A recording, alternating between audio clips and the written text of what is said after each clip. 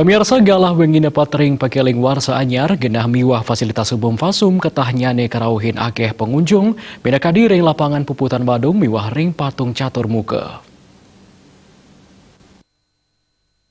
Nanging ring warsane mangkin, fasilitas umum sanewentan ring Denpasar kepastika yang tutup.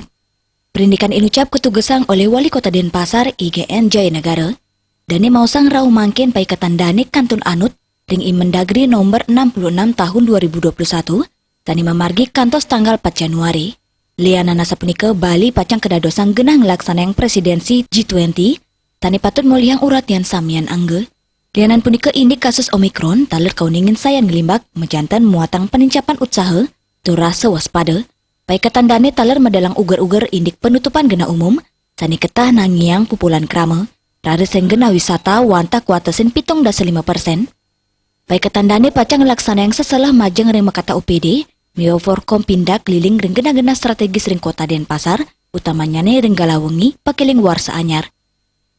Kawentenan Satpol PP Denpasar taler pacang nyarangin seselah inucap, ring makata gena umum pacang keturiksain oleh penyatusan anggota Satpol PP, sanewoda ring makata gena, untuk mastikayang nenten-wenten pupulan krama ring galah pakeling warsa anyar.